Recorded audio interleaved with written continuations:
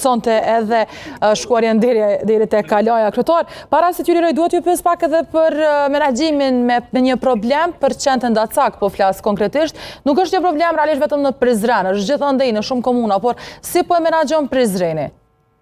Qendrën Dacak janë një çështje e cila i shqetëson qytetarët e krejt komunave të Kosovës, e ndërtuar edhe Prizreni. Ne kemi pas një projekt për ndërtimin e një strehimore për qendrën Dacak. Qëllimi ka qenë që qendrë me i marrë, me i qunat strehimore, me i siguru ushqim, edhe për një periudhë caktuar kohore me bërë një zgjidhje.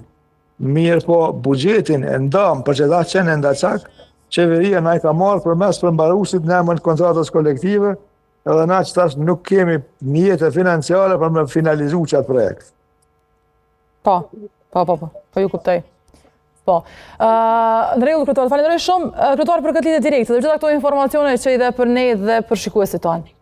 Pa informacion, faktikisht një informacion e dhash, që qa informacion... Gjitha këto dhe për teleferikun, edhe për gjërat e tjera, mjafton t'i kemi lajme të tilla. Në rregull, unë ju falenderoj dhe juve, edhe gjithmonë llogaritni kur të ka nevojë, jemi në dispozicion për me informua edhe juve edhe qytetarët. Po, patjetër, faleminderit shumë, faleminderit juve. Dhe dua të provojmë